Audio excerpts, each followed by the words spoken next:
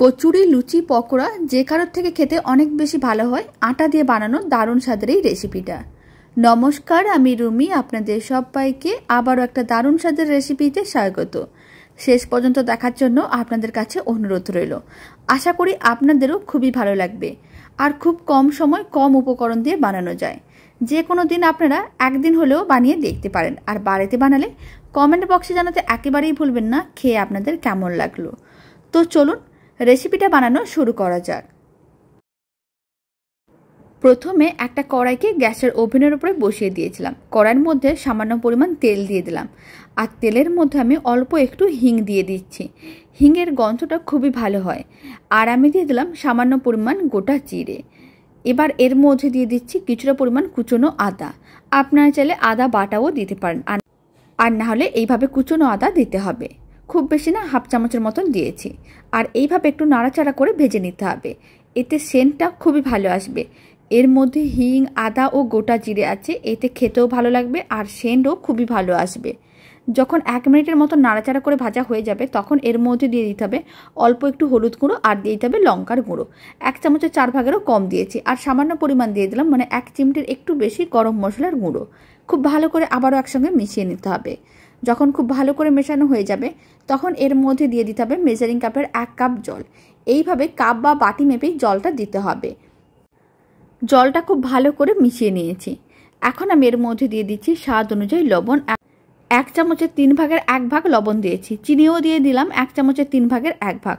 লবণ ও চিনিটা খুব ভালো করে মিশিয়ে নিতে হবে আর মেল্ট হওয়ার জন্য অপেক্ষা করতে হবে। 1 মিনিটের মতন মিডিয়াম ফ্লেমে রেখে দিয়েছিলাম। লবণ ও চিনিটা মেল্ট হয়ে গেছে। এখন ফ্লেমটা একেবারেই লোতে করে দিতে হবে। এবার মেজারিং কাপের 1 কাপ আমি জল নিয়েছিলাম, তাই 1 কাপ আমি আটা দিয়ে দিচ্ছি। এখন আটাটাকে খুব ভালো করে এইভাবে মিশিয়ে নিতে হবে আর ফ্লেমটা লোতেই রাখতে হবে।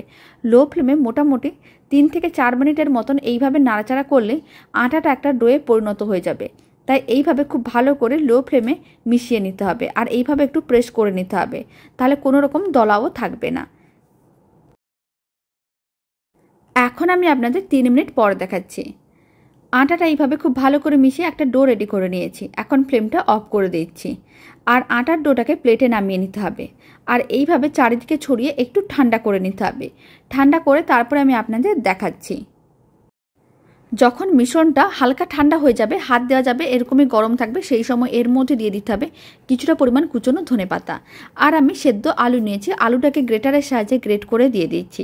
এখানে আমি 2টো সেদ্ধ আলুকে গ্রেটারে গ্রেট করে দিয়ে দিচ্ছি। আপনারা চাইলে হাতেও ম্যাশ করে নিতে পারেন। আর ধনেপাতা দিলে খেতে বেশ ভালো লাগবে। আপনারা চাইলে এই সময় অল্প একটু চিলি ফ্লেক্সও দিতে পারেন, আর না হলে শুধুমাত্র কুচনো ধনেপাতাও দিতে পারেন, খেতে বেশ ভালো লাগবে। এবার 2টো আলুকেই, মানে সেদ্ধ আলুকে গ্রেটারে গ্রেট করে নিয়েছিলাম। প্রথমে ধনেপাতার সঙ্গে সেদ্ধ আলুটাকে খুব ভালো করে মিশিয়ে নিতে হবে। তারপরে আটার ডোটার সঙ্গে আবারও খুব ভালো করে মিশিয়ে নিতে হবে আর একটা ডো রেডি করে নিতে হবে। ডোটা এই সময় একটু নরম হবে। আপনারা চাইলে হাতে অল্প একটু তেলও নিয়ে নিতে পারেন, তাহলে মিশ্রণটা হাতে আর আটকে যাবে না। খুব ভালো করে মেখে এরকম একটা নরম ডো রেডি করে নিয়েছি। এবার হাতে অল্প একটু তেল ব্রাশ করে নেব। তারপরে কিছুটা করে মিশ্রণ হাতের মুঠোর মধ্যে নিতে হবে আর গোল বলের মতন করে বানিয়ে প্রেস করে চ্যাপটা করে নিতে হবে। হাতে এই সময় যদি অল্প একটু তেল ব্রাশ করে নেওয়া যায় তাহলে মিশ্রণটা আর হাতে আটকে যাবে না। এইভাবে গোল বলের মতন করে বানিয়ে প্রেস করে চ্যাপটা করে নিতে হবে। সমস্তগুলো একইভাবে রেডি করে নিচ্ছি। তারপর আমি আপনাদের দেখাচ্ছি। এইখানে আমি এইভাবে একটু চ্যাপটা করে বানিয়ে নিচ্ছি। আপনারা চাইলে যে কোনো শেপেই বানিয়ে নিতে পারেন, গোল করে, লম্বা করে বা সিলিন্ডার শেপেও রেডি করে নিতে পারেন। সমস্তগুলো রেডি করে নিতে হবে একইভাবে সমস্তগুলো রেডি করে এখন একটা প্লেটের মধ্যে রেখে দিয়েছি। এবার এইগুলোকে ভেজে নেব। তার জন্য কড়াইতে কিছুটা পরিমাণ তেল নিয়েছি। তেলটাও গরম হয়ে গেছে। এবার আমি যে লেচিগুলো রেডি করে রেখেছি সমস্ত লেচিগুলো গরম তেলের মধ্যে দিয়ে দিতে হবে। তারপরে মিডিয়াম ফ্লেমে উল্টে পাল্টে লাল লাল করে ভেজে নিতে হবে। মোটামুটি ভাজতে 5 মিনিটের মতন সময়ের প্রয়োজন পড়বে। আর এইভাবে একটু মিডিয়াম ফ্লেমে ভাজলে আপনারা দেখতে পাবেন লেচিগুলো বেশ ফুলে যাবে। তার মানে বুঝে নিতে হবে খুব সুন্দরভাবে রেডি হচ্ছে। আর যদি ফ্লেমটা হাইতে থাকে তাহলে অনেক তাড়াতাড়ি লাল হয়ে যাবে, তবে ভেতরটা খুব একটা ভালো করে ভাজা হবে না। তাই ফ্লেমটা মিডিয়ামেই রেখে উল্টে পাল্টে লাল লাল করে ভাজতে হবে। এখন আমি আপনাদের 3 মিনিট পরে দেখাচ্ছি।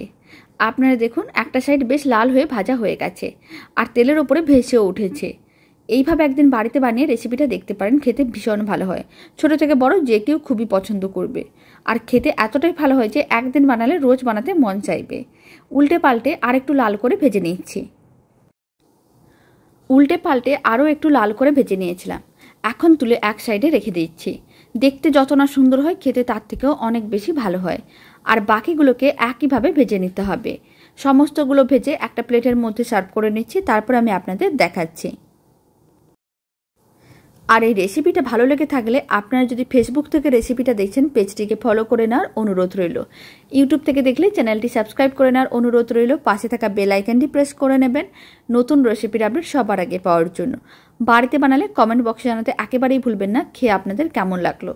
ওপরটা মুচমুচে হয় আর ভেতরটা ভীষণ সফট হয়, খেতে বেশ ভালো লাগে। আটা দিয়ে বানানো দারুণ স্বাদের এই রেসিপিটা শেষ পর্যন্ত দেখার জন্য আপনাদের অসংখ্য ধন্যবাদ। এখন আমি আপনাদের একটা ভেঙেও দেখিয়ে দিচ্ছি। আপনারা দেখুন, ওপরটা ভীষণ মুচমুচে আর ভেতরটা ঠিক তেমনই সফট হয়। আপনারা চাইলে এর সঙ্গে অল্প একটু টমেটো কেচাপ দিয়ে সার্ভ করতে পারেন। তো চলুন, ভিডিওটা আমি এখানেই শেষ করছি। আপনারা সবাই ভালো থাকবেন, সুস্থ থাকবেন। আপনাদের সঙ্গে আবার নতুন রেসিপি নিয়ে দেখা হচ্ছে।